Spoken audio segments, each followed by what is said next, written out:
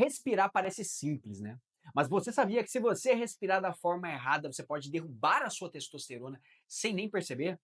É exatamente isso que um dos maiores neurocientistas do mundo, o Dr. Andrew Huberman, vai explicar pra gente. There's now a lot of literature showing that breathing through the nose, not through the mouth, is powerful for improving lots of things. Now, sometimes we have to breathe with our mouths, but Você já deve ter visto, cara, viralizou esse tempo atrás a rotina daquele cara, esqueci o nome do cara, mas era um louco torado, forte pra cacete, que começava a rotina dele 3 horas da manhã, a rotina matinal do cara era essa. E ele dormia, cara, com.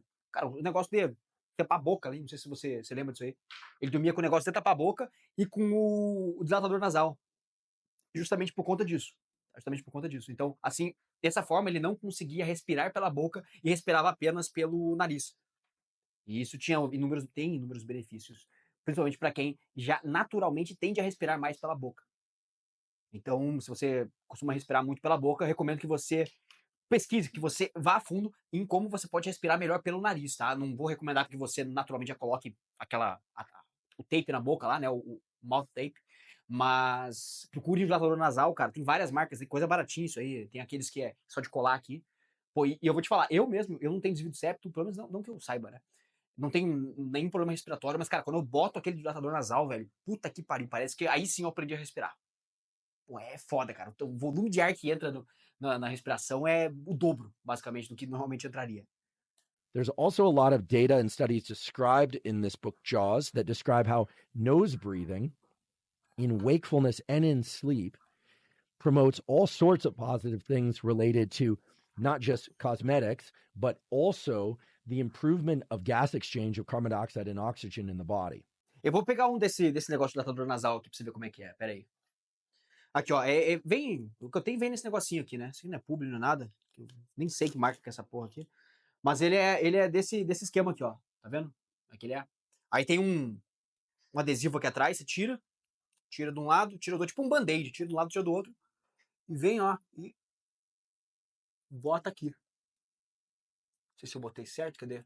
Tô conseguindo ver direito. Botar alinhado e, cara, cara, melhora na hora, assim, a respiração. Eu vou te falar, eu não tenho nenhum problema de respiração, mas, cara, é bom pra caralho essa porra aqui.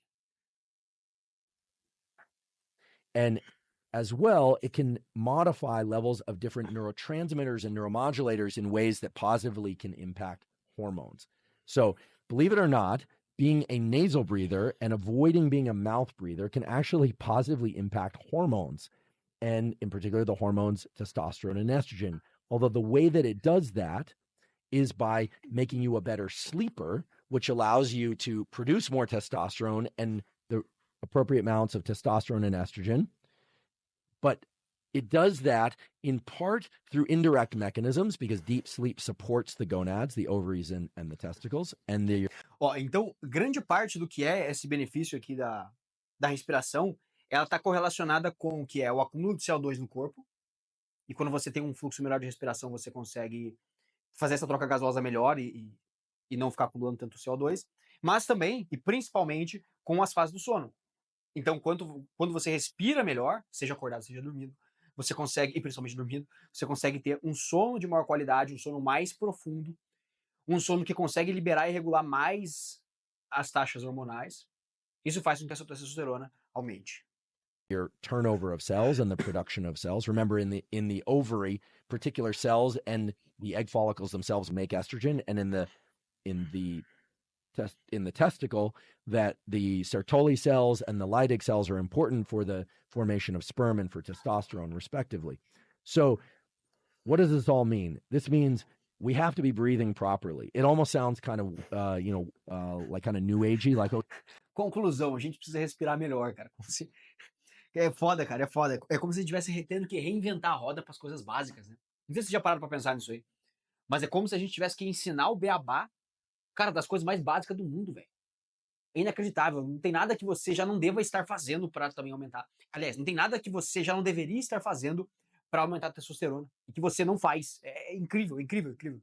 Oh, you have to breathe properly, get your hormones right. But no, you have to breathe properly to get your breathing and sleep right so that your sleep can actually be deep enough and you're not entering apnea states. And then that will support gonad function. And I wouldn't be putting this out as one of the main behavioral tools up front if it weren't for the fact that the effects of apnea on these hormones are dramatic and terrible. And the positive effects of getting breathing right on these hormones, testosterone and estrogen, are dramatic and wonderful. So let's talk about a few of those studies briefly so I can underscore the value of proper breathing in order to optimize hormones. So I was able to find at least 4 quality studies showing that when apnea is reduced in sleep or eliminated, there are significant increases in testosterone in males and in proper estrogen to testosterone ratios in females. And the way that it works is very interesting. Ó, então presta atenção, cara. De fato, você respirar melhor, você eliminar a apneia do sono faz com que sua testosterona aumente. Não é, loucura, não é nada inventado. Ninguém tirou essa informação do bolso, não, cara. Isso aqui já tá mapeado pela ciência há muito tempo. Apparently, it works by reductions in cortisol. Now, cortisol is a stress hormone that is released early in the day as we wake up and serves healthy roles in protecting us against infection. Ó, já cansei de falar aqui da relação entre cortisol e testosterona. E que, de fato, eles competem entre si, né? Então, quanto maior o cortisol, a testosterona tende a ficar menor, porque eles competem ali com o mesmo precursor, né? Não sei se ele vai falar sobre isso aqui, mas o fato é que, cara, geralmente, níveis altos de cortisol fazem com que sua testosterona caia. Reducing inflammation, etc. But you don't want cortisol to be too high, and you certainly don't want it elevated too long throughout the day and night. And so we all know, because now we've been told a lot in the last decade or so, that getting proper sleep is important for all these aspects of health. Getting proper sleep can really offset all the reductions in testosterone and estrogen and reductions in fertility that occur if we don't get enough sleep. But seldom is it discussed how sleep actually adjusts things like testosterone and estrogen. And it does it by modifying cortisol. So the molecule cholesterol can be converted into testosterone or estrogen, but there's a competition whereby the cholesterol will turn into cortisol and not testosterone, or it'll turn into cortisol and not estrogen if stress levels are too high.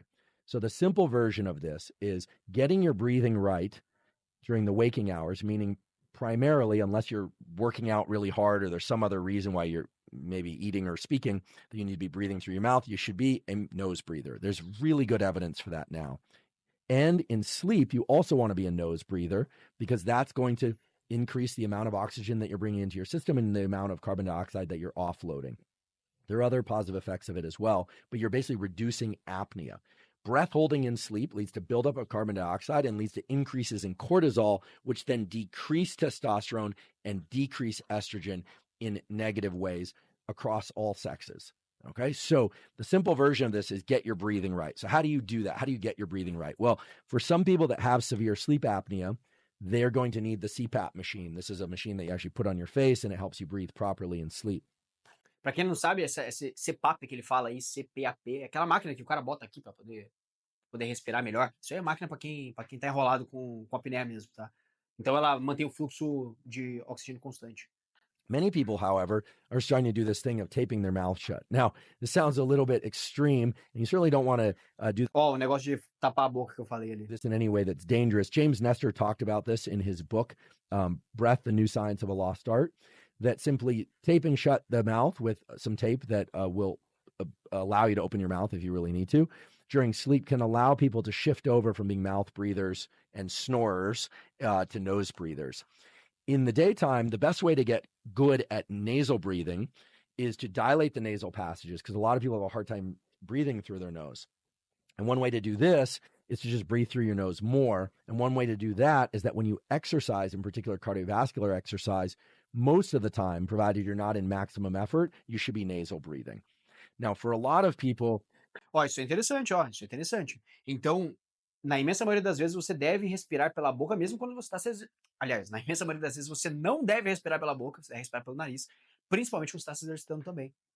Nasal breathing during exercise is hard. É claro, se o exercício estiver muito intenso, aí você não vai conseguir manter a respiração só pelo nariz, né? Você não vai conseguir manter essa respiração. Não, você vai precisar usar a boca, mas em condições normais, até em exercício aeróbio, até em corrida, por exemplo, você consegue fazer isso. Hard at first, but as you do it, because the sinuses have a capacity to dilate over time, you'll get better at it.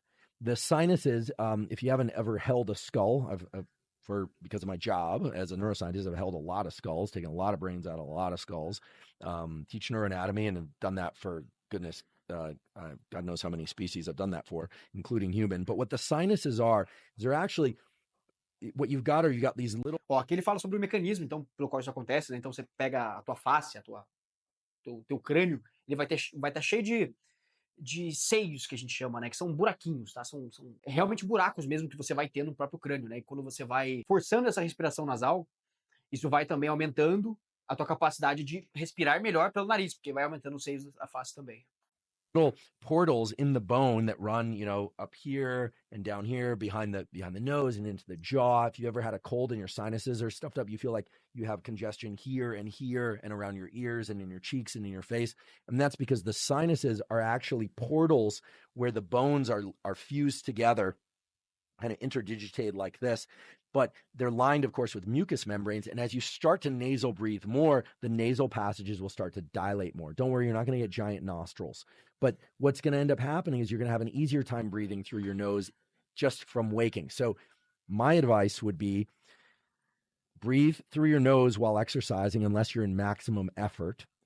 Pretty soon, what you'll find is you actually can create more output than you would if you were breathing through your mouth.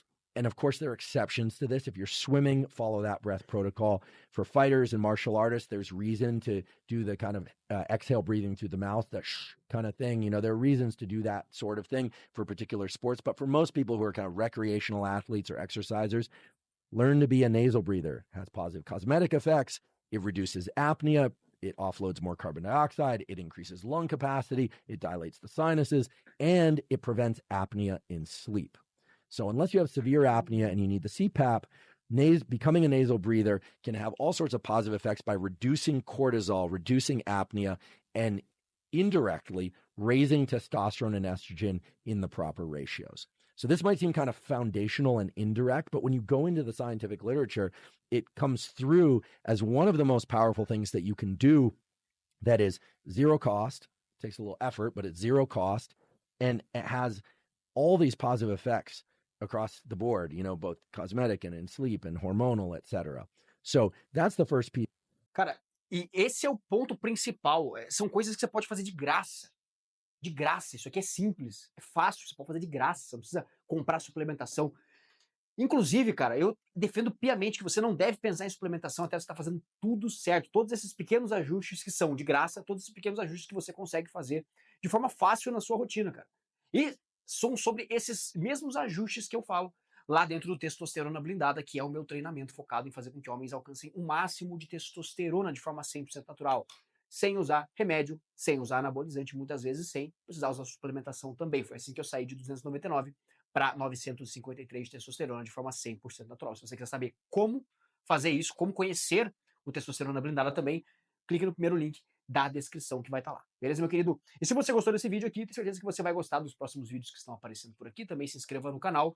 Deixe um comentário, quero saber se você já sabia disso aqui, se você já é um cara que é preocupado com a tua respiração, aí se você já faz alguma coisa para melhorar a tua respiração ao longo do dia, porque isso vai influenciar diretamente a sua testosterona. Se você gostou do vídeo também, deixe o like e até a próxima.